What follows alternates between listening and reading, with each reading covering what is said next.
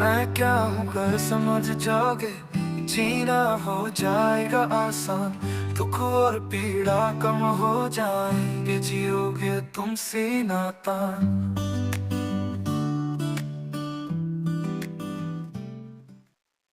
Sir, जैसे आपने कल बताया था कि मतलब ये तो मेरा क्वेश्चन है कि मतलब अगर मानव को कोई चीज समझाई जाए वो भ्रमित अवस्था में होता है तो वो समझता तो वो फिर भी नहीं है।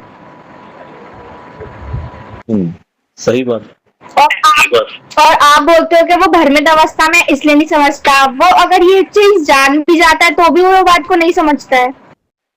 सही बात है। इसके मूल में कारण क्या है उसको पकड़ने का प्रयास करते हैं। ठीक है।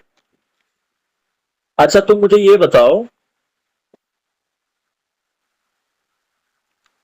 15 साल लगातार प्रैक्टिस किया हुआ खिलाड़ी और एक ऐसा खिलाड़ी जिसने केवल 1 महीना या 2 महीना पहले ही बैट पकड़ना सीखा है, तुम्हें क्या लगता है दोनों में से कौन सा खिलाड़ी बढ़िया खेलेगा? सर, जिसने ज्यादा प्रैक्टिस करी और ज्यादा दिन दिए हैं। बढ़िया। किसी का कोई जवाब इसको चेंज करना चाहता है अपने जवाब का, या सबका एक ही जवाब है?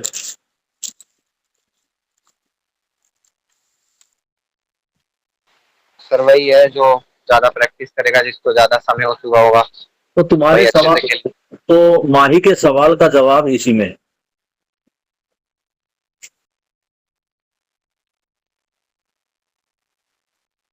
जवाब मिल गया या समझाना पड़ेगा? सर, थोड़ा सा एक्सप्लेन कर दो। मेरे इस जवाब को कौन समझा है जो एक्सप्लेन करना चाहे? सर मैं समझ तो गया, लेकिन एक बात वो है कि अगर वो चाहे ही ना प्रैक्टिस करना तो ठीक है, सब चल ही रहा है, क्या दिक्कत है?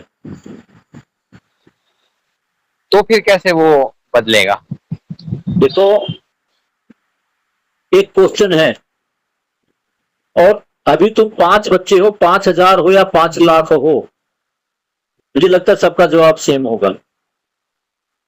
तुम में से ऐसा कौन सा व्यक्ति है या ऐसा कौन सा मानव है जो दुखी होना चाहता है?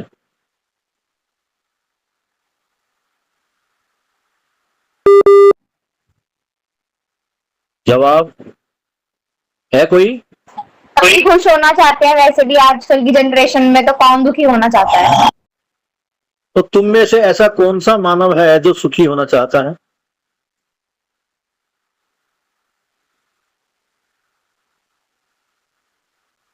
जवाब सबका सेम है या अलग अलग है? सेम है सर।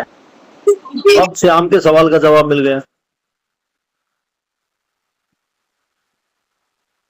सर अब मुझे ये बता दो, ऐसा कौन सा मानव है जो सुखी नहीं होना चाहता?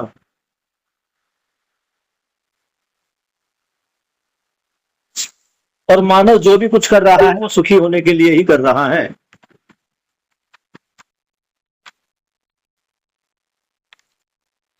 बट सर एक चीज है, जैसे जो भ्रमित मानव है वो जो अभी चीजें कर रहा है वो तो उसमें भी सुख ही पा रहा है वैसे तो, उसके हिसाब से तो कि हाँ मेरे को तो ये कर रहा हूँ तो मैं सुखी मिल रही है। तो यहाँ ये भी देखना पड़ेगा कि वो सुख किसको समझ रहा है। अच्छा खाना खाना सुख है, अपनी पसंद की मूवी देखना सुख है, परिवार में झगड़ा है इसलिए जाके यार दोस्तों के साथ चिल मार के आया, उसमें सुख है।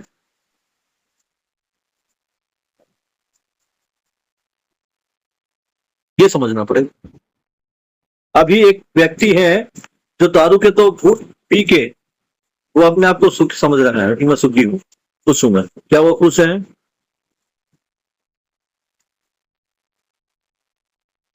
नहीं। वापिस पहले माही के सवाल पर आते हैं। माही का यही था कि कोई समझना ही, मतलब माही दोबारा अपना सवाल रिपीट करो। सर, मानव भ्रमित अवस्था में रह करके भी अगर किसी चीज को समझाना चाहे तो वो उस चीज को नहीं समझता कि वो भ्रमित अवस्था में भी है। सही है। और ये चारों तरफ हम देखते हैं। अगर तुम मम्मी को समझाने की कोशिश करोगी वो नहीं समझेगी, पापा को समझाने की कोशिश करोगी वो नहीं समझेंगे। और कारण कारण कारण है समय, कारण है मैंने किस चीज पर कितना समय दिया। दूसरी बात, हमने अभी यही प्रयास कर दिया कि हम समझाने में लग गए, जबकि अभी हम खुद नहीं समझी। अगर अधूरी तैयारी के बिना युद्ध में कूदोगे तो हार निश्चित है।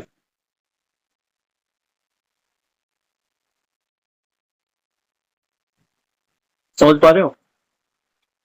अगर अधूरी तैयारी के बिना युद्ध में कूदोगे तो हार निश्चित है। इसलिए अभी समझाने का प्रयास नहीं करना, समझने का प्रयास करना है। फिर ये देखना है कि क्या मैं समझ गया।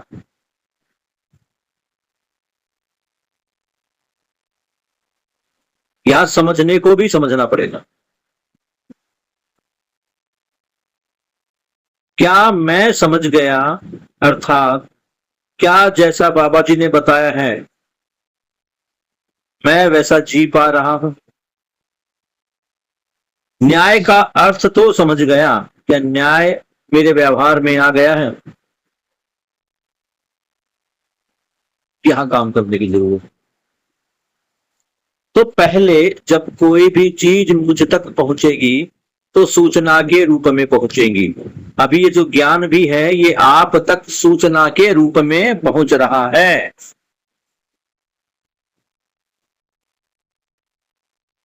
आप में से ऐसे कितने बच्चे हैं जो इन चीजों को अपने व्यवहार में ला पाए हैं। मार्च, अप्रैल, मई, जून, जुलाई, अगस्त, 6 महीने। किस बच्चे के व्यवहार में न्याय आ गया है।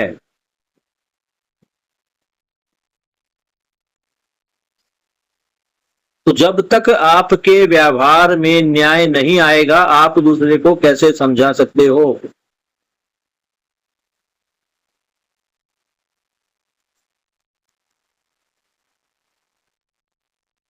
दूसरा,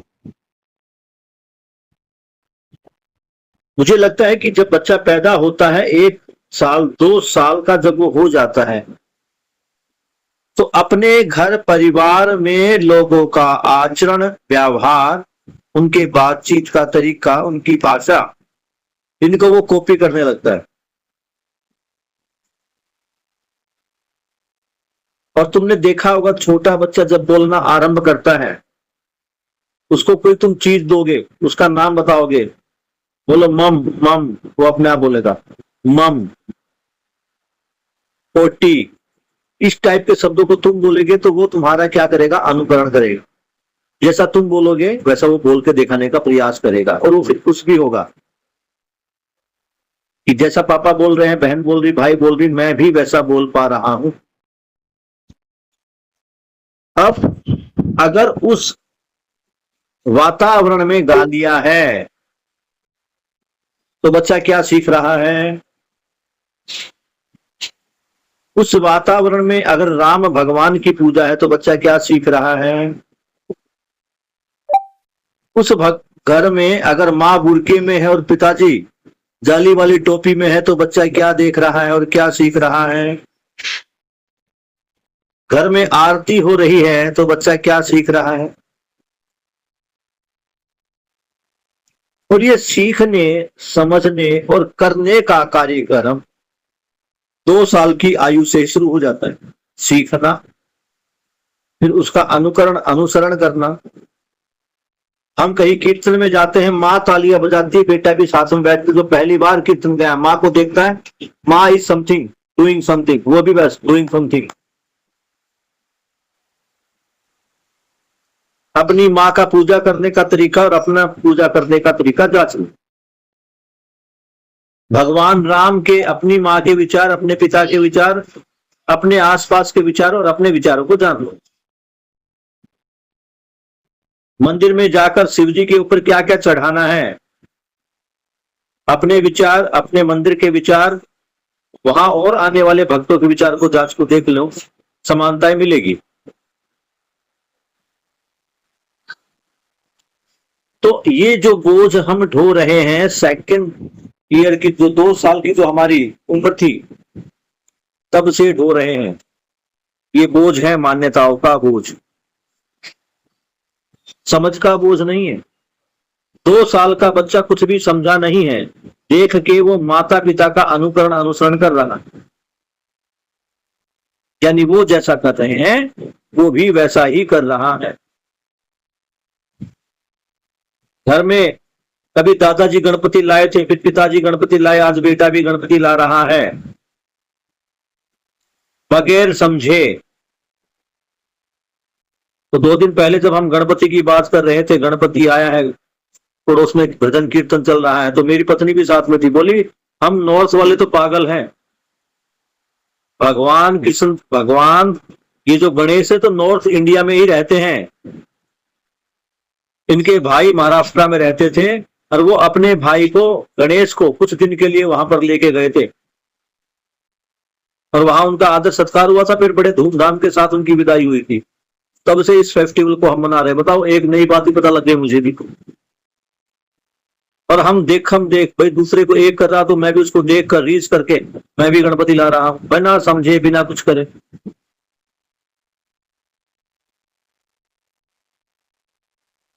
यहां ये वही चीज है, एक खिलाड़ी जिसने 20, 22, 30, 15 साल मेहनत की और वो खिलाड़ी हो तुम, और तुमने प्रैक्टिस किसकी की है? अध्यात्मवाद की। और तुम्हारे ही अंदर दूसरा खिलाड़ी जिसने कुछ ही दिन पहले, 6 महीने पहले ही बैट उठाना सीखा है, यानी जीवन विद्या से जुड़े हो, तो तुम्हारे मस्तिष्क में, तुम्हारे दिमाग में कौन सी मान्यताएं ज्यादा स्थिर है? अध्यात्मवाद वाली या जीवन विद्या वाली? इसको समझना पड़ता। जब स्नेहा भगवान राम से शादी के लिए तैयार थी तो मैं समझ गया कि अभी भी पुराने वाले मान्यताएं घर किए हुए हैं। हमने देखा नहीं कि भगवान राम मर्यादा पुरुषोत्तम है। मैंने भगवान को कभी देखा ही नहीं, बस उनके बारे में सुना है, किताबों में लिखा है। उन्हीं किताबों में बहुत सारी गलत बातें भी लिखी हुई।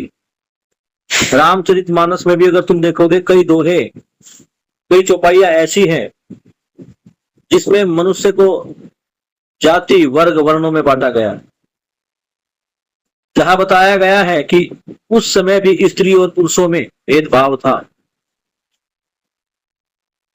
छोटे बड़े का फर्क था। तो ये देखो वो व्यवस्था जिसको हम कहते कि राम राज्य बहुत अच्छा था, तो वहां भी छोटे बड़े का फर्क था। राम जी ने भी अपने जन बल को बढ़ाने के लिए, अपनी देश की सीमाओं को बढ़ाने के लिए युद्ध का प्रयास किया था, जब उन्होंने अश्वमेध का घोड़ा छोड़ा था और वो घोड़ा उन्हीं के बेटों ने पकड़ा था। तो ये चल बल कामना जो थी वो कहीं ना कहीं उनके अंदर भी थी। अगर उन्होंने राम राज्य की स्थापना की थी, बेटे मैं आपको पहले स्पष्ट कर देना चाहता हूं कि मैं भी हिंदू हूं, मैं भी सो कॉल्ड सनातनी हूं, मैं भी राम को मानता हूं, लेकिन मेरा राम को देखने का नजरिया अलग है। मैं बार बार आपसे एक बात पूछता हूं कि सामने अपने घर की दीवार को देखो, अपने घर की ट्यूबलाइट को देखो, वो तुम्हें दिखाई देगी। किसी बच्चे की आंखों में अगर कोई दोष है तो चश्मा लगाने के बाद, नंबर का चश्मा लगाने के बाद वो तुम्हारे को स्पष्ट दिखाई देगा। उसके बाद अगर तुम काले रंग का चश्मा दिखाई दोगी तो वो तो ट्यूब जो है सफेद रंग की चमक रही है, वो लाइट हल्की सी काली हो जाएगी। हरे रंग के चश्मे में हरा, नीले में नीला, लाल में लाल, काले में काला, पीले में पीला दिखाई देगा। ये क्या है? क्यों? क्योंकि मेरी दृष्टि वैसी ही हो गई है। जब मेरी दृष्टि पर चश्मा लाल रंग का लगा है तो मेरी दृष्टि लाल हो गई। तो ये जो दृष्टि है ये बदल रही है, और दृष्टि को बदलने का काम करता है दर्शन। कुछ लोगों को आज भी लगता है कि छोड़ो, भगवान पूजा पाठ में कुछ नहीं रखा, कि भगवान कुछ नहीं, फालतू का बकवास है, खाओ पियो मौज करो। ऐसा कुछ लोगों को लगता है। कुछ लोगों को लगता है कि ये संसार जो है ये भ्रम है, ये हमें फंसा कर रखने के लिए बनाया गया है, ये हमें भटकाने के लिए बनाया गया है, इसलिए संसार की मोह माया से छोड़ो, इनको छोड़कर जंगलों में चलो और वहां भगवान की आराधना करो, पूजा करो, स्वर्ग मिलेगा। अगर दोनों दर्शनों को देखा जाए, ये दोनों दर्शन है, दोनों नजरिया है। दर्शन मतलब मेरा किसी वस्तु को देखने का दृष्टिकोण, मेरा नजरिया।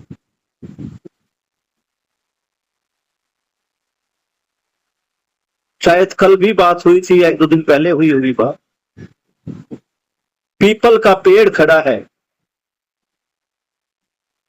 उस पीपल के पेड़ को भी देखने का नजरिया अलग अलग है। किसी को उस पीपल में शनिदेव दिखाई देते हैं, किसी के पितृ उसमें निवास करते हैं। किसी के लिए ये जो पीपल है ये प्राणावस्था की एक इकाई है जो प्रचुर मात्रा में ऑक्सीजन उत्पन्न करती है, और किसी के लिए यही पीपल भूतों का घर है। तो ये है नजरिया वस्तुओं को देखने का। तो मेरा नजरिया क्या है? मैं तुम्हारी कोई भी गलती नहीं बता रहा हूं, तुम्हारे पूर्वजों की भी कोई गलती नहीं। जिस प्रकार का नजरिया तुम्हें दिखाया गया, तुम्हें दिया गया, तुमने उसको स्वीकार किया। तुम तो 2 साल की उम्र में अबोध नादान बालक थे, और हर बालक जिज्ञासु होता है, जानना ही चाहता है। तो बस हुआ ये कि जिस प्रकार तुम्हारे पूर्वजों को, दादी दादा को, माता पिता को समझने लायक वस्तु क्या है ये नहीं पता लगा, और इसी कारण वो भ्रम में जिए, और तुम भी भ्रम में जी रहे। उनको मौका नहीं मिला, तुम्हें मौका मिला है भ्रम से मुक्ति पाने का, जो जैसा है वैसा उसको देख पाने का, समझने का। तो अगर तुम इस मौके का प्रयोग करके आगे बढ़ते हो तो तुम्हारी आने वाली संतानें तुमसे ही सीखेगी, क्योंकि उनके सामने तुम्हारा ही व्यवहार होगा। जिस प्रकार का तुम आचरण करोगे तुम्हारी संतानें भी उसी प्रकार का आचरण सीखेगी। इतना मान के चलना है। अभी मेरा उद्देश्य स्वयं को समाधानित करना, खुद को समझना, ये होना चाहिए। और हम अपना उद्देश्य क्या समझ लेते कि मैं तो समझ गया, मैं तो जान गया कि मानव शरीर और जीवन का अभाज्य स्वरूप है। अब दूसरों को बताना, दूसरों को समझाना है बस।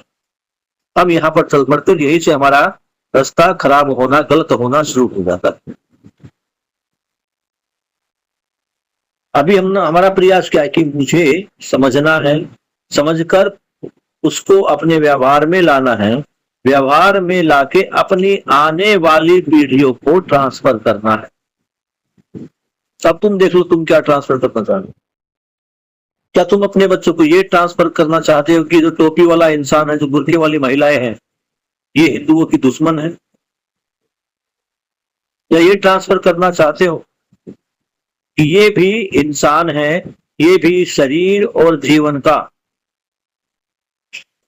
मिश्रण है, इनमें भी शरीर और जीवन है, ये भी मेरी तरह खुश ही होना चाहते हैं, और ये भी मेरी तरह भ्रमित ही है। ऐसी मानसिकता के साथ जीना चाहते हो, या जाति भेद, रंग भेद, धर्म भेद की दृष्टि से जीना चाहते हो? इसका डिसीजन तुम्हें खुद लेना, और तुम जी ही रहे हो। और इनसे हुआ भी क्या है? इनसे दो वर्गों, दो जातियों, दो धर्मों, दो समुदायों की दूरियां बढ़ी है या घटी है, जांच कर देखे। हम बात कर रहे हैं अखंड समाज सार्वभौम व्यवस्था की। तो इसमें मेरा जितना योगदान हो, मैं उतना योगदान दे पाऊं, मैं उतनी स्पष्टता से आगे बढ़ पाऊं, मुझे इसको देखना। हम देख क्या रहे हैं कि सर मैं तो कर दूंगा, बाकी मैं तो हिंदू होकर मुसलमान को गले से लगा लूंगा, लेकिन वो तो ऐसे है ना, वो तो निकम्मे है, ये तो खून में ही धोखा है, वो तो सबको मुस्लिम बनाना चाहते हैं। जबकि वास्तविकता ये नहीं है, वास्तविकता ये है कि वो भी समझना चाहते हैं, वो भी खुश होना चाहते हैं, और वो जो क्रियाकलाप कर रहे हैं, चाहे वो आतंकवाद फैला रहे हो या कुछ भी उल्टा सीधा कर रहे हो, तो वो भी अपने धर्म की पताका ऊंचा उठाने के लिए कर रहे हैं। कि धर्म गुरुओं ने शिक्षा ही ऐसी दी, तो उनमें इन विचारों की क्या गलती? तो यहां जो संपूर्ण गलतियां बाबा जी कह रहे हैं और हम जो समझ पाए हैं, वो संपूर्ण गलतियां इन गतियों की हैं कि चार गतियां ही मानव का विकास नहीं करना चाहती। आप समझो इस बात। इनके बच्चे अच्छे विदेशी स्कूलों में पढ़ रहे हैं, ये सब अपने अपने बच्चों को सेट करने के चक्कर में। और तुम इतना जान लो कि हम तुम्हारे ऊपर प्रयास क्यों कर रहे हैं।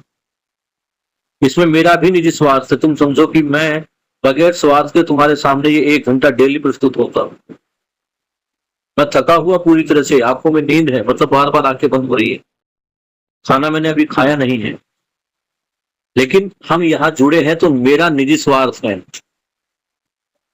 मेरे लिए खाने से ज्यादा महत्व ये 1 घंटा तुम्हारे साथ बात करने का है, क्योंकि आने वाले समय के नेता, अभिनेता, जज, पुलिस, वकील, डॉक्टर, टीचर, तुम लोगों में से ही कोई ना कोई बनेगा।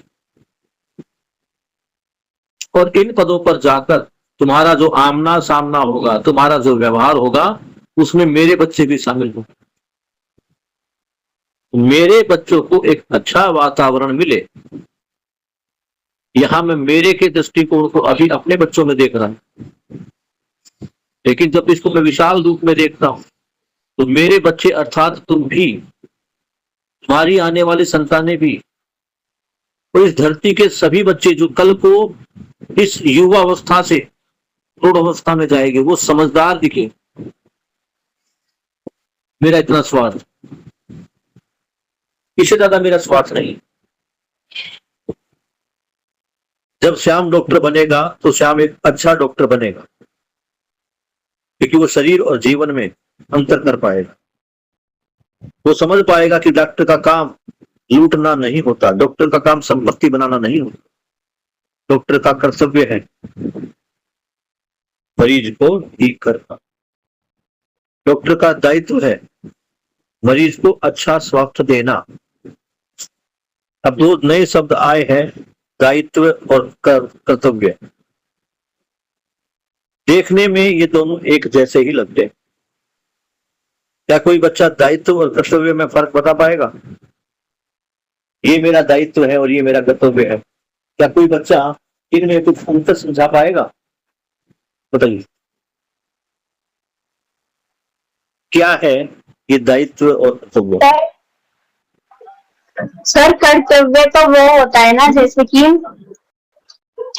हमारे पेरेंट्स का ये कर्तव्य है कि मतलब वो अगर हम पे मतलब कुछ पैसे लगा रहे हैं या फिर हमारी स्कूल ट्यूशन की मतलब फीस भर रहे हैं, तो मतलब हमारा उनके प्रति कर्तव्य यही है कि मतलब हम खुद अच्छी नौकरी अचीव करें और उनको मतलब उन्होंने जो हम पे इन्वेस्ट किया है पैसे, तो मतलब हम अच्छे से उनको वेस्ट ना करें, मतलब अच्छे से कोई नौकरी वोकरी पा करके अच्छा काम करें। बड़ी, ये तुम्हारी समझ है। और कोई बच्चा क्या समझता है? शानवी, तुम क्या समझती हो कर्तव्य और दायित्व में?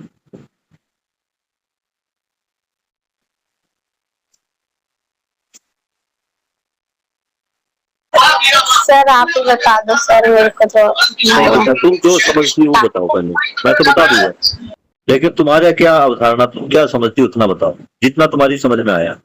ये मेरा कर्तव्य है और ये मेरा दायित्व, तो दायित्व क्या है और कर्तव्य क्या है? सर कर्तव्य तो यही है कि मतलब जो हमारा मतलब काम है वो हमें क्या कहते हैं करना ही है। और दायित्व का मतलब यस, पता नहीं। ठीक है। श्याम, तुम क्या समझते हो बेटा? सर कर्तव्य का मेरे ख्याल से ये मतलब होगा कि मतलब जो चीज हमें करनी ही है वो मेरा कर्तव्य है। हम्म, और दायित्व मतलब जो मैंने मेनली करा जो मैंने करा फिर जो करना ही है वो कर्तव्य, और जो दायित्व क्या होता है जो नहीं किया? जो मैंने करा। अच्छा, तो करना तो दोनों में आ गया।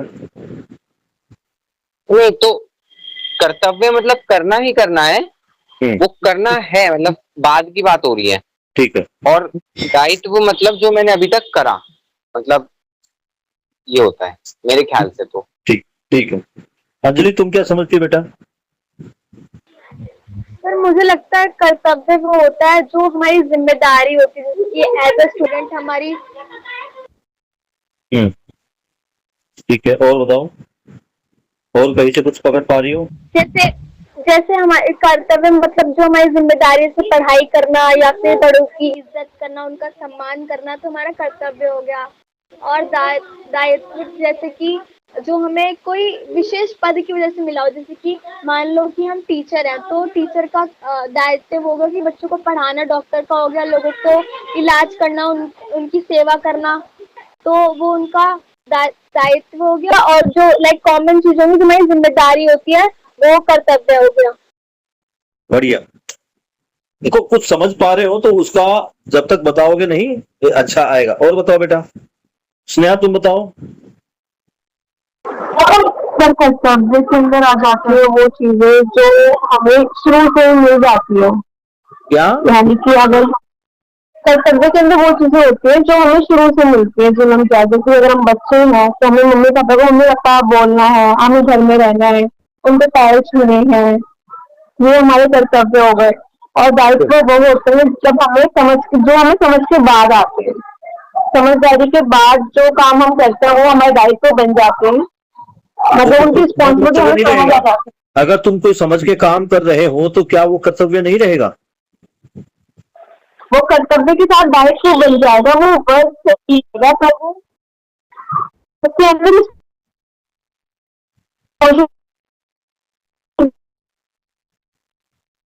बढ़िया, बताओ, कोशिश करो, शाबाश। तुम्हारी आवाज कट गई है।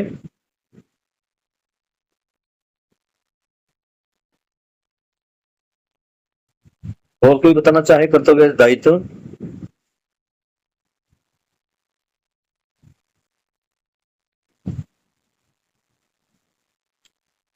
ठीक है। इसमें मुझे श्याम का और अंजलि का काफी अच्छा लगा, और स्नेहा ने भी कोशिश की, सबने बढ़िया कोशिश की, माही भी ठीक है, लेकिन जो एक्यूरेट तक पहुंचा, सबका प्रयास बढ़िया है। अब जो बाबा जी जो कह रहे हैं, मेरी इसमें कोई मान्यता नहीं। जो बाबा जी बता रहे हैं कर्तव्य, कर्तव्य में होता है करना, जैसे सामने बताया जो मुझे करना ही है। कर्तव्य में क्या है? जो मुझे करना है। मेरा हर कर्म एक कर्तव्य है। और दायित्व, ये अंजलि ने बढ़िया पकड़ा इसको, दायित्व को। दायित्व का मतलब है देना। टीचर का दायित्व है पढ़ाना, टीचर का कर्तव्य नहीं है। उसका टीचर कुछ कर नहीं रहा, वो दे रहा है।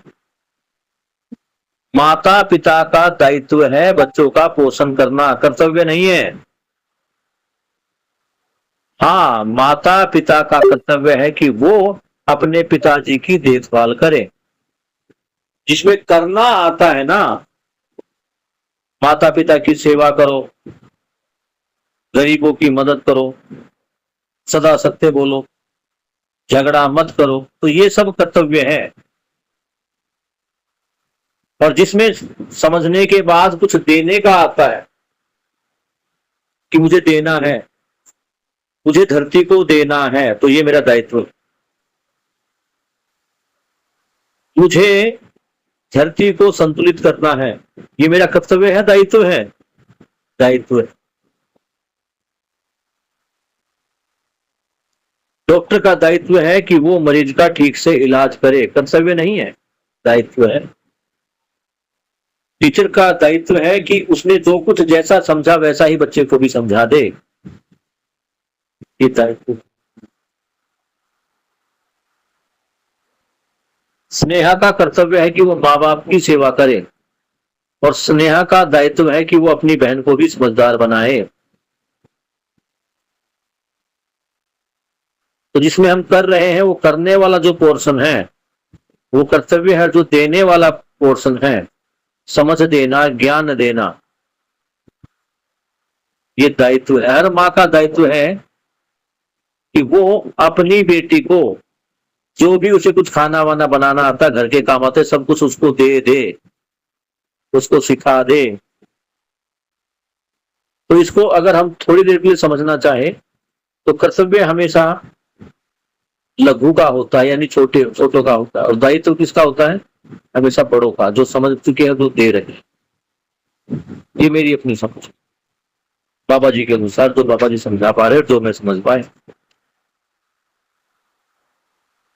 तो अब बात ये आती है कि लोग समझना नहीं चाहते हैं, लोग ऐसे ही जीना चाहते हैं। या एक समय वो था कि जब मैं तुम्हारी क्लास में आता था, बार बार बात करता था और तुम लोग भी नहीं समझना चाहते थे, लेकिन आज तुम समझ पा रहे हो ना। मैं ध्यान है मुझे, मैं किसी क्लास में जाता था, स्नेहा की क्लास में, मैं हर एक वैकेंट पीरियड वही बच्चों के साथ बात करके बिताना चाहता था। मैंने नीचे वंदना मैम को बोल रखा था, 11th में जो भी वैकेंट पीरियड है मेरा लगा दो, कोई खाली मत छोड़ो, 2-2 3-3 पीरियड, लेकिन मुझे 11वीं में दो, ताकि मैं 11वीं के बच्चों से बात करूं, क्योंकि 11वीं के बच्चों ने कुछ कुछ चीजों को अभी देखा है, समझा है, परखा। 6ठी क्लास के बच्चों में ये बॉयफ्रेंड गर्लफ्रेंड वाला किस्सा ज्यादा नहीं हो, लेकिन 11वीं 10वीं और 12वीं क्लास के बच्चों में इसके सबसे ज्यादा झगड़े, सबसे ज्यादा प्रॉब्लम यही होगी। यही पर समझाना जरूरी है। और ये मेरा कर्तव्य नहीं था, ये मेरा दायित्व था।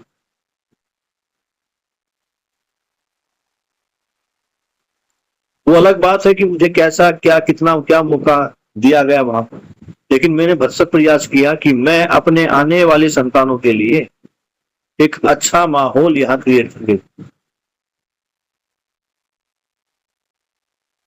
और आपका जो भी माहौल है, जो भी आपका नजरिया है, जिस प्रकार से आप काम कर रहे हैं, उसमें जरा भी गलती आपकी नहीं है।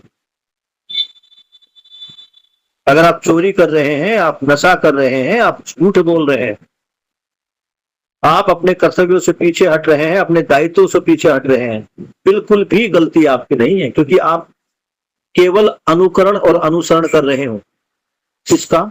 अपने अध्यापकों का, अपने माता पिता का, अपने संबंधियों का। वो जैसा कर रहे हैं तुम वैसा ही कर रहे हो। आज जब तुम क्लास में देखते हो कि टीचर कितने मजे ले रहा है, क्लास में आता, पढ़ाए ना पढ़ाए, सैलरी मिल जाती है, तुम्हारे दृष्टि में जो टीचर का नजरिया, जो मतलब छवि बनी, अगर भविष्य में कल तुम टीचर बन गए तो तुम भी ऐसे ही टीचर बनो। अगर टीचर के रूप में तुमने किसी ऐसे टीचर को देखा जो अपने तो पीरियड लेता ही है, बाकी औरों के पीरियड भी ले लेता है, अपना पूरा समय बच्चों के साथ बिताता है, बच्चों के साथ खेलता है, मजे करता है, एंजॉय करता है, तो जो तुम ऐसे टीचर के साथ समय व्यतीत करती हो, तो भविष्य में जब तुम टीचर बनोगे तो टीचर की छाप तुम्हारी उसी के रूप में रहेगी। तो तुम्हारे चित्र में जो चित्रण बन रहा है, वो चित्रण किसी प्रकार से ठीक हो जाए, उसी के लिए समस्त प्रयास है। चित्रण जो बन चुका है कि टीचर कुछ नहीं करते, टीचर तो निकम्मे हैं, बस हराम का पैसा लेते हैं, आते हैं, गप्पे फोड़ते हैं, मोबाइल चलाते हैं, क्लास में कुछ पढ़ा के कुछ समझा के निकल जाते हैं, तो वो जो नजरिया है उसको चेंज करो। कोई टीचर कैसे पढ़ा रहा है, कैसा कर रहा है, उसके बारे में लोग क्या कह रहे हैं, मुझे उस बातों पर ध्यान नहीं देना, मुझे अपने पर ध्यान देना। भैया मैं क्या कर रहा, कोई मुझे ना टोक दे, कोई मुझे ना रोक दे, इतना मुझे समझना है, इतना मुझे देखना है। यहाँ मेरी स्वयं की जिम्मेदारी मेरी है कि मैं अपने कर्तव्य और दायित्व का पालन कर पाऊं। मेरा भाई कर रहा है नहीं कर रहा, मेरा बेटा कर रहा है नहीं, भैया उसको भी वो नहीं है समझता। जब मैं नहीं समझा था तो मैं भी ऐसा ही आचरण कर रहा था, झांक के देख। जब मैं क्लास में जाके बच्चों को कहता था कि शांत होकर बात सुनो, उसमें से कुछ लड़कियां ऐसी थी तुम्हारी क्लास में जो मतलब बेफजूल की बातें, बेफजूल की हरकत करती रहती थी, लेकिन मैंने तो कभी गुस्सा नहीं की। कि इस चीज को भी समझा हूं मैं, जो साइकोलॉजी हम पढ़े हैं, और जब बाबा जी को भी देखा, बाबा जी ने लिखा है कि हर व्यक्ति अपना गुणगान सुनना चाहता है, अपनी अच्छाइयां सुनना चाहता है। और इसका एग्जाम्पल तुम्हें इसी बात से दे देते हैं कि अगर तुम कोई गलती करते हो, सबके बीच में वो तुम्हारी गलती को टोका जाए, सबके बीच में तुम्हारे को डांटा धमकाया समझाया जाए, डांटने धमकाने को भी छोड़ दो, अगर सबके बीच में तुम्हें समझाया जाए तुम्हारी गलती पर, तो वो तुमसे बर्दाश्त नहीं होगा। तुम चाहोगी कि तुम्हारी गलतियों को तो अकेले में बताया जाए। भाई स्नेहा, तुम देखो आज क्लास में ठीक व्यवहार नहीं कर रही थी, तुम्हें टीचर के साथ ऐसा नहीं भूलना चाहिए था, तो तुम उस बात को ज्यादा अच्छे से समझकर स्वीकार करोगी। और दूसरा, मैं पूरी क्लास के बीच में जाऊं, कहा स्नेहा तमीज नहीं तुम्हें मैडम से बोलने की, यही सिखा तुम्हारे माँ बाप ने, फिर क्या करोगी तुम वहां पे उल्टा जवाब, अपने आप को बचाने का प्रयास, अपने आप को सही बताने का प्रयास करने लगोगी। ये प्रवृत्ति है मानव की, हर विद्वान। तो यहाँ इस बात को भी हमें जांचना होगा, समझना होगा।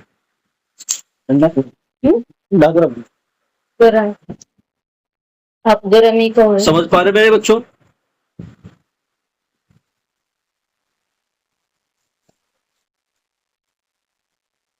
नहीं समझा? कौन कौन नहीं समझा?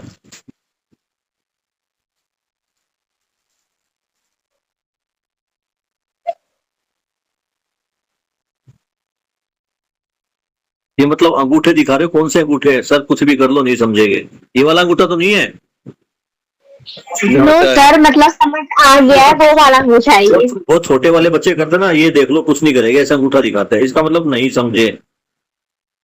बढ़िया, ठीक है, अच्छा है। तो हमें केवल अपने आचरण पर काम करना, अभी सारा ध्यान अपने ऊपर देना। मम्मी क्या करती है, पत्नी क्या करती है, भाई क्या करता है, पड़ोसी क्या करता है, पूजा, या उनकी गलती नहीं है, उनको ज्ञान का आमना सामना करवाने वाला कोई मिला ही नहीं। ज्ञान क्या है बताने वाला कोई नहीं मिला, इसलिए वो जिसको समझे है वही ज्ञान मानते हैं।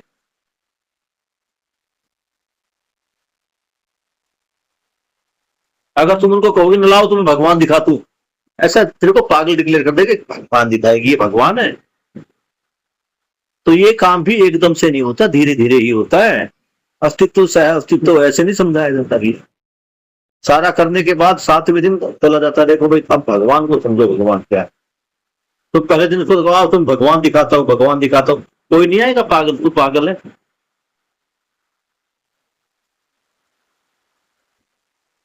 तो समझना, जानना, जांचना और फिर मानना, ये प्रक्रिया है। तो अगर कोई तुमसे बहस करता है, तुम्हारी बात नहीं करता, तुम्हारा विरोध करता है, तो स्माइल के साथ उसका वेलकम करना। इसलिए कि मैं भी जब भ्रमित था, तो मैं अगर इसकी जगह होता तो मैं कैसा सोचता। अगर तुम्हें कोई चोट भी मारता है तो पहले ये देखो इसने चोट जानबूझकर मारी है, गलती से लग गई। और अगर जानबूझकर भी मारी है तो वो खुश ही होना चाहता है, वो सुखी होना चाहता है। और हर मानव का मतलब धर्म है सुख होना। हर आदमी की मूल चाहत है खुशी को प्राप्त करना, सुख को प्राप्त करना, वो कर रहा है। अगर वो तुम्हारे पर गलती, महात्मा गांधी जी वाला मुझे बड़ा ध्यान आता है कि एक थप्पड़ मारे दूसरा गांधी आगे करते हैं। यहाँ स्कूल में आने के बाद, नए स्कूल में आने के बाद मेरे व्यवहार पर थोड़ा सा फर्क पड़ा है। जिस प्रकार वहां में बच्चों के साथ मारना पीटना बहुत कम होता था, यहाँ कुछ बच्चे, एक दो बच्चों को हल्का फुल्का थप्पड़ चट्टू लग जाता है। लेकिन एक बात और है कि जब उनको थप्पड़ मार के उसको गले से लगा के समझाया जाता है तो वो समझता है। अब तुम्हें मैं कहानी बताता हूँ एक छोटे से बच्चे की। 6ठी क्लास में बच्चा है, पिछले जब से स्कूल खुला है तब से उसके मम्मी पापा हर रोज उसको स्कूल तक छोड़ के जाते हैं। घर से हर रोज स्कूल के नाम के पैसे लेके निकलता है और वो कभी स्कूल नहीं पहुंचता। पिछले हफ्ते उसके मम्मी पापा मिले, जी बच्चा एक घर से निकलता लेकिन कभी स्कूल में नहीं आता। बच्चे से पूछा गया तो कहा जी मैं पार्क में घूमता हूँ। उसके मम्मी पापा को कहा गया कि आप स्कूल में बच्चे को अंदर छोड़ के जाओ। भैया अंदर भी छोड़ के गए, वो तब भी गोली करके निकल गया। एक दिन जबरदस्ती टीचर को हैंड ओवर करके गए, उस दिन बहाना बना दिया, मम्मी पापा को दोपहर में आना पड़ा, प्लीज आ जाओ मैं मर जाऊंगा, मेरे पेट में बहुत तेज दर्द है, और वो भाग गया। उस बच्चे से बात की गई तो उसने बताया कि भैया क्लास में कोई इसका दोस्त नहीं है, उसका बिल्कुल मन नहीं लगता। उसने कहा जी मैं पार्क में पूरा दिन घूमता रहता हूँ। तो यार तू पूरा दिन पार्क में घूमता रहता है तो इसका मतलब तेरे पैरों में बड़ा दम है, तू दौड़ भी मार सकता है, चल तू खेलना शुरू कर दे। फिर उससे पूछा तुम्हें और क्या अच्छा लगता है? जी मुझे चित्र बनाना अच्छा लगता है, ड्राइंग अच्छी लगती है। तो मैंने और प्रिंसिपल सर ने उनको विश्वास में लिया, बच्चे को कहा भाई स्कूल में तुम्हारा कोई दोस्त नहीं है तो हम तुम्हारे दोस्त से हाथ मिलाओ। अगर हम उस रंग, बच्चे के रंग पर जाए तो बच्चे का रंग बिल्कुल ऐसा है, मैं क्या बताऊं भैया, बिल्कुल डार्क चॉकलेट, बिल्कुल काला। ये जैसा स्नेहा की स्क्रीन पे जो आ रहा था ना ब्लैकनेस, ऐसा। लेकिन हमने वहां रूप रंग क्या देखना भैया, वहां केवल ये देखना कि एक बच्चा है, एक जीवन है जो समझना चाहता है। उसको हमने अधिकार दिया, एक दायित्व भी उसको दिया कि जब भी तुम स्कूल से जाओगे हमसे हाथ मिला के जाओगे। और तुम यकीन नहीं मानोगे, आज वो बच्चा 100 बच्चों के बीच में से कूदता हुआ, उसके चेहरे पे जो मुस्कान थी ना, मैं मतलब तुम्हें बता नहीं सकता। वो हाथ मिला के सर आज मैं पूरा दिन रुका हूं। और उसको हमने हैंड ओवर कर दिया ड्राइंग वाले सर के पास। भैया ये केवल आधा दिन क्लास में बैठेगा, बाकी आधा दिन आपके पास ड्राइंग सीखेगा, ड्राइंग करेगा, इसको आर्टिस्ट बनाओ। तो यहाँ मुझे इस स्कूल में एक बात बहुत अच्छी लगी। देखो हर प्रिंसिपल का, हर टीचर का अपना एक नजरिया है। इनका नजरिया है कि जो बच्चा जिस फील्ड में जाना चाहता है उसको उस फील्ड में जाने दो। म्यूजिक वाले दिन सारे दिन बच्चा सारे गामा मतलब वो प्रयास करते रहे। ड्राइंग वाले ड्राइंग में, कबड्डी वाले कबड्डी में, खो खो वाले खो खो में, वॉलीबॉल, सब अपनी पसंद के अनुसार बच्चे लगे हुए हैं। तो यहाँ ये लगता है कि बच्चों को गला घोट कर नहीं बिका। तो एक अच्छी उद्देश्य के साथ जब काम किया जाता है तो मजा आता है। तो अभी केवल तुम्हारे सवाल का माही इतना ही जवाब है मेरे बच्चे, कि हमारे बीच में, हमारे दिमाग में ये जो अध्यात्मवाद कूट कूट कर पिछले 20 सालों में, 16 सालों में भरा गया है। तुम्हारी 16 साल उम्र है, तो 16 साल से तुम अध्यात्मवाद में जी रहे हो। निकलने में बड़ा दम लगेगा भैया, और तुमसे ज्यादा दम मुझे निकालने में लगेगा, क्योंकि मैं आज लगभग 48-49 साल का हूं। तो तुम्हारे सॉफ्टवेयर में जो डाटा है वो 16 GB है। 1 साल का डाटा अगर हमें 1 GB मांगे तो तुम्हारे दिमाग में 16 GB डाटा भरा हुआ है, जिसको तुम्हें ट्रांसफर करना है। मेरे में तो भैया पूरा 50 GB डाटा लगभग भरा हुआ है, मुझे तो इसको चेंज करना है। तो जब मैं समझ गया, जब मैं जान गया, जब मैं जांच गया, अब मुझे मानने में कोई दुविधा नहीं होनी चाहिए। अब मानना चाहिए। पहले तो लिखा जाता था ना कि तुम्हें मानना नहीं है, जानना है, जानने के लिए जांचना है। ये तुम्हें अब समझना होगा कि तुमने जांच कर देख लिया, तुमने जांच कर देख लिया कि क्या व्यापक ही ईश्वर है, और तुमने जांच कर देख लिया और पाया कि जो भी क्वालिटी हमारे वेदों में, हमारे अध्यात्मवाद में ईश्वर की दी गई है, वो सारी क्वालिटी व्यापक की है। तो तुम्हारी मर्जी है, मानो या ना मानो, मैंने तो मान लिया है। मैं देखता हूं उन लोगों को जो हमेशा 10-10, 15-15, 20, 30, 50 साल, 80 सालों तक जितने भगवान की पूजा पाठ आराधना साधना की, 20 साल बाद भी जो ईश्वर उनको दिखाई दे रहा है, वो समझ में नहीं पा रहा कि ये ईश्वर ही है कुछ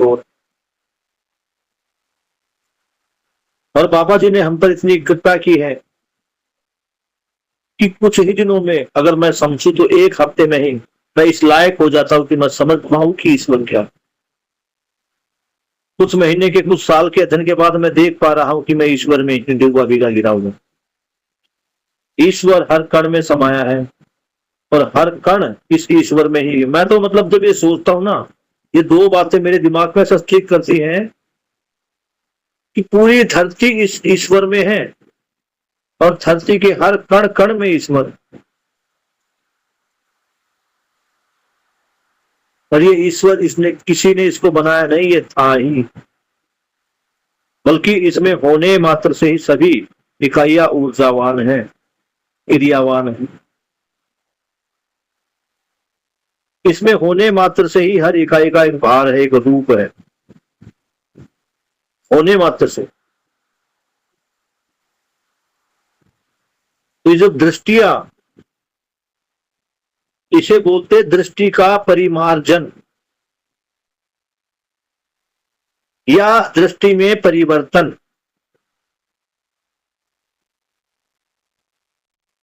परिमार्जन के बाद ही परिवर्तन होता है। मतलब मैं समझ रहा हूं, मेरी समझ का लेवल बढ़ता जा रहा है, इसका मतलब मेरे अंदर परिवर्तन आ रहा है, मेरी दृष्टि का परिमार्जन हो पा रहा है। अब वो जो नीम का पेड़, मैं समझता था कि मैंने नीम का पेड़ देखा है, अब उस नीम के पेड़ को मैं वास्तविकता में देख पा रहा हूं, केवल रंग और रूप में नहीं, सूक्ष्मता में उसको मैं देख पा रहा हूं। स्थूल, स्थूल मतलब एक आकार के साथ तो हम हमेशा देखते ही, आप सब कह दोगे कि यस मैंने नीम के पेड़ को देखा, और सबने देखा ही है, हरे रंग का होता है और भैया पत्ते बड़े उसके कड़वे होते हैं, और जी बारिश में बड़ा खिल जाता है, उस पे है ना पीले पीले रंग की निबोरियां आती हैं, उसी के फल से फिर बीज बनता है जी, फिर वो वही नए पेड़ उगते हैं। ये हमने ये देखा, ऐसा ही समझ के हम कार्य करते हैं। तो नीम का आचरण क्या है, उसका धर्म क्या है, ये समझना, नीम को देख, नीम को देखना अर्थात नीम को समझना। किसी भी चीज को देखना मतलब उस चीज को गहराई तक समझना, केवल रूप रंग आकार से नहीं, हर परिप्रेक्ष्य। यहां तक क्लियर है बेटा? अभी क्लास को मैं बंद करूंगा, किसी भी बच्चे को कोई सवाल हो पूछ सकता है। तुम्हें अपने अपने सवालों का जवाब मिल पा रहा है बेटा?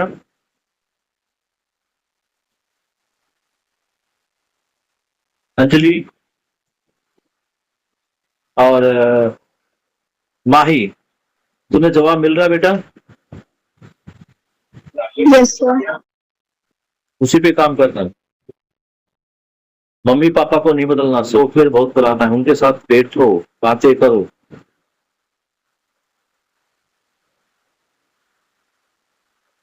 मैंने टीचर से एक से बात की, यहाँ स्कूल में है, माँ भैया ये जो तुम्हारे पास नाक है ये किसका? बोला जी मेरा है। ये होठ किसके? मेरे। ये शरीर पे जो कपड़े तुमने पहन रखी है किसके? मेरे। बहुत बढ़िया। तो फिर भैया तुम कौन हो? बोला मैं हरीश कुमार। इसका मतलब है कि मानव भ्रमित अवस्था में स्वयं को शरीर मानकर जी रहा है।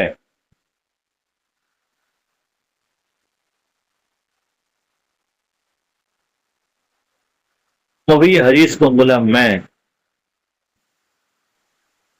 फिर वही बात, मैं कौन? ये शरीर किसका? हरीश का। तो हरीश तो एक नाम मात्र हो गया। ये जो हर चीज को तुम्हारे अंदर बैठकर मेरा मेरा कर रहा है, ये मैं कौन है, इसको समझना है। तुम इस प्रकार से बातें कर सकते हो। ये मत कहो कि मैं आत्मा हूं, मैं शरीर हूं, मैं जीवन हूं। तुम आत्मा कहते हो, आत्मा कुछ नहीं, आत्मा तो मध्यस्थ में बैठी, ऐसी कोई बात नहीं।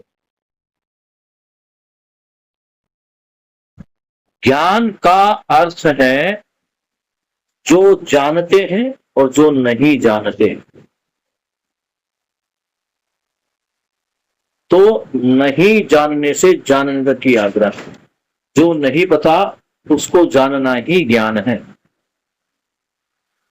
अस्तित्व का नहीं पता तो अस्तित्व दर्शन ज्ञान होगा। मैं क्या हूं नहीं पता तो जीवन ज्ञान हो गया। और करना क्या है तो मानवता पूर्ण आश्रम ज्ञान हो गया। तो जो भी हमें नहीं पता है उसको जानना ही ज्ञान है।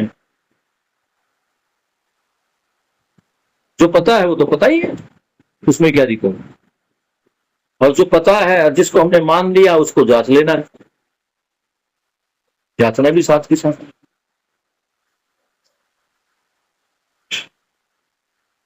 तो एक बार हल्के मन से समझना, सारी दुविधाएं निकलते सोचना कि मेरी दृष्टि में पहले के मुकाबले और आज क्या परिवर्तन आया। जब मेरे पास जीवन विद्या नहीं थी और आज जब मेरे पास जीवन विद्या आई है तो मैं वस्तु को पहले कैसे देख पा रहा था और अब कैसे देख पा रहा हूं। इस पर चिंतन कर, अंतर तुम्हें साफ नजर आने लगे। अगर तुम्हें आज भी वस्तुएं वही दिखाई देती है,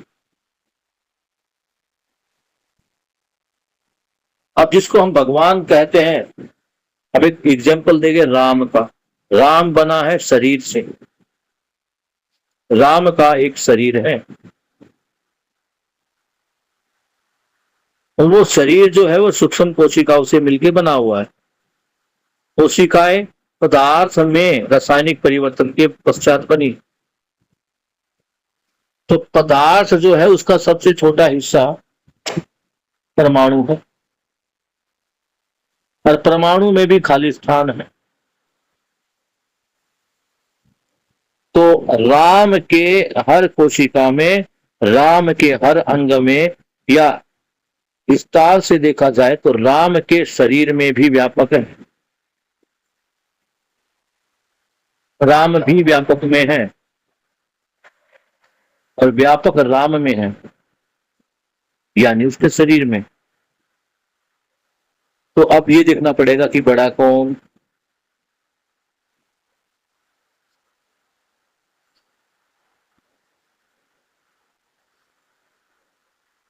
जब धरती पर कहीं है ईश्वर, कहीं भी है, धरती कहाँ है इसको देखना पड़ेगा। धरती व्यापक में है, उस व्यापक में भी, उस इकाई में भी, उस धरती के अंदर भी व्यापक समाया। क्योंकि व्यापक की एक खास बात है, व्यापक पारगामी है। पारगामी का अर्थ है हर चीज उसके आर पार से, वो हर चीज के आर पार निकल जाता। ये डिब्बा मुझे दिखाई दे रहा भाई, इस डब्बे को मैं देखता हूँ बिल्कुल ठोस है, फूंक मारता वापिस मेरे मुंह पे आती, बिल्कुल भी जगह नहीं है। लेकिन व्यापक इतना सूक्ष्म है, इस डब्बे के बीच में से निकल जाता है। अब देखो ये डब्बा यहाँ है ना, इसी को समझना है, डब्बा यहाँ पर ये खालिस्तान, डब्बा आगे सरका, ये डब्बा ही अब वो खालिस्तान कहाँ है, यहाँ आ गया है। यानी वो जो खालिस्तान यहाँ था वो इसके आर पार निकल के यहाँ है, डब्बा आगे बढ़ रहा है। तो डब्बा आगे कब बढ़ रहा है, जब आगे खालिस्तान है और ये इस खालिस्तान के आर पार जा रहा था, ये पारगम्यता। इसी के कारण होने से, इसमें ही होने से ये डूबा भीगा घिरा हुआ, इन्हीं के कारण जो है क्रियाशील है, बल संपन्नता है। थोड़ा सोचना कि पहले और अब में तुम्हारे नजरिए में क्या कोई फर्क पड़ा, किसको लेके, विज्ञानवाद को लेके और अध्यात्मवाद को लेके। तो तुम्हारा खुद का मूल्यांकन खुद के तुम्हारे द्वारा हो जाएगा। और वो ये भी देखना है कि जो परिवर्तन केवल शब्दों में आया है, बातों में आया है, या व्यवहार में भी दिख पा रहा। इस पुस्तक को देखो, होश है, और इमेजिन करो, आहा इसमें बहुत सारे छेद है, बहुत सारा खालिस्तान है, कितना मजा आएगा उस चीज को देख। व्यापक का अनुभव करना ही अपने आप में अमेजिंग है। इसको करके देखो। किसी का कोई सवाल नहीं है तो कल मिलते हैं, तब तक के लिए गुड नाइट। और अपने सवालों को खत्म मत होने दो बेटा। तुम मुझसे जितने सवाल पूछोगे मैं अपनी क्षमता के अनुसार आपको जवाब दूंगा। उससे क्या होगा, जो सवाल तुम पूछोगे ना वही सवाल और बच्चे भी तुमसे पूछेंगे। तुम जिसके सामने प्रकट होने का प्रयास करोगे उसके सवाल भी आएंगे, फिर तुम्हारे पास जवाब होंगे, नहीं तो फिर क्या जवाब दोगे। होमवर्क ये है कि जो ये जो पॉइंट दे रखे हैं, पॉइंट नंबर 4 से लेकर, और ये पॉइंट है हमारे पास लगभग 15 पॉइंट तक पेज नंबर 18 पर तुम्हें पढ़ने हैं।